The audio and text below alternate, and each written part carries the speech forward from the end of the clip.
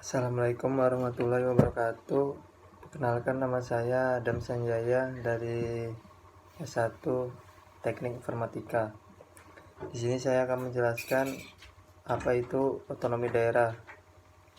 Otonomi daerah dapat dipahami sebagai keberadaan otoritas dan kebebasan dalam pelaksanaan pemerintahan sendiri. Otonomi adalah kombinasi dari dua kata Yunani, autos dan nomos, yang berarti aturan independen.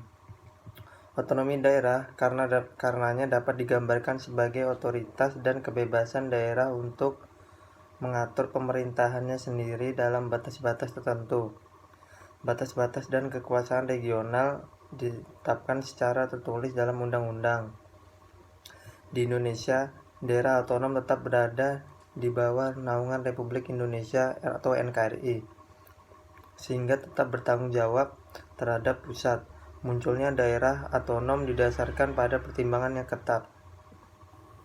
Secara umum, keunikan dan potensi suatu daerah menjadi pertimbangan kuat apakah suatu daerah dapat ditetapkan sebagai daerah otonom atau tidak.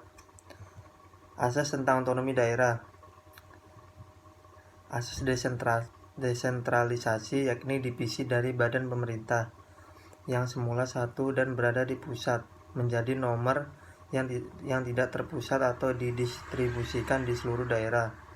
Desentralisasi tidak meniadakan otoritas pusat, tetapi membuka kekuatan lain di banyak tempat.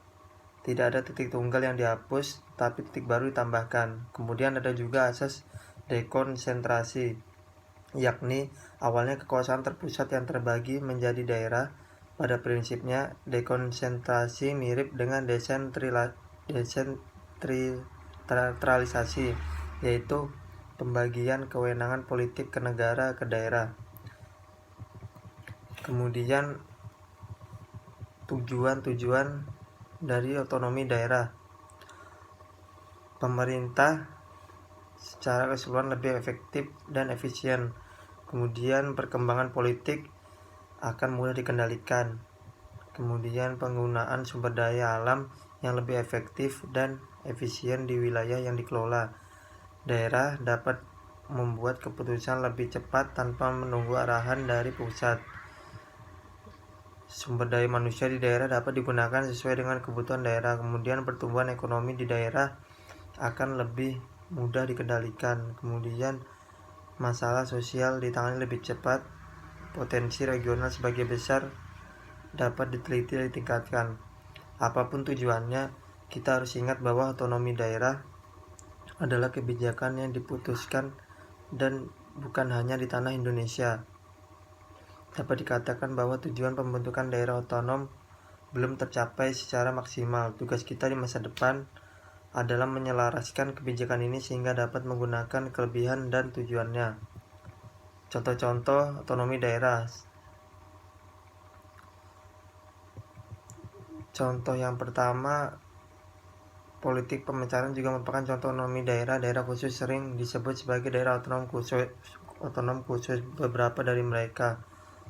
Salah satunya adalah dari daerah Nanggro, Aceh Darussalam. Aceh adalah daerah otonom. Salah satu alasan mengapa Aceh ditetapkan sebagai daerah otonom khusus adalah aspek kelembagaan, di mana beberapa lembaga syariah terlibat. Kemudian dari daerah Papua. Provinsi Papua juga ditetapkan sebagai daerah otonom khusus karena lembaganya. Di Papua ada lembaga seperti Majelis Permusyawaratan Rakyat yang mewakili orang asli Papua. Kemudian ada dari Papua Barat. Papua Barat memiliki alasan yang sama mengapa Papua ditetapkan sebagai daerah otonom khusus.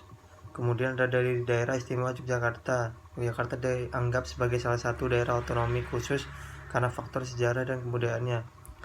Kemudian ada Jakarta. Jakarta disebut sebagai otonom karena di samping peran historisnya dalam mendirikan Republik, Jakarta adalah ibu kota negara.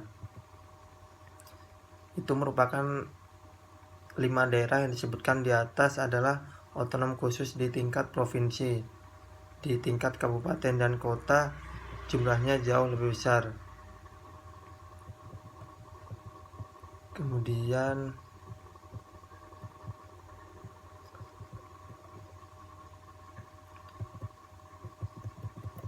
dasar hukum untuk implementasi otonomi daerah di Indonesia. Keberadaan otonomi daerah itu sendiri terkait erat dengan hukum yang mendasarinya. Kebijakan pemerintah harus didasarkan pada undang-undang sehingga implementasinya valid sesuai dengan aturan dan tidak bertentangan dengan peraturan lain yang berlaku. Dasar hukum untuk pelaksanaan otonomi daerah di Indonesia adalah yang pertama, Konstitusi Negara Kesatuan Republik Indonesia dari 1945 pasal 18 ayat 1 sampai ayat 7, pasal 18A ayat 1 dan ayat 2, pasal 18B ayat 1 dan ayat 2. Kemudian keputusan Majelis Permusyawaratan Rakyat tentang implementasi otonomi daerah, pengaturan, distribusi, dan penggunaan sumber daya nasional yang adil dan keseimbangan keuangan antara pusat dan daerah dalam Republik Indonesia. Kemudian ada juga dari Undang-Undang 22 tahun 1959 tentang otonomi daerah. Kemudian Undang-Undang nomor 23 tahun 2014 tentang pemerintah daerah. Demikian penjelasan saya secara singkat tentang apa itu otonomi daerah. Kurang lebih saya minta maaf. Terima kasih. Assalamualaikum warahmatullahi wabarakatuh.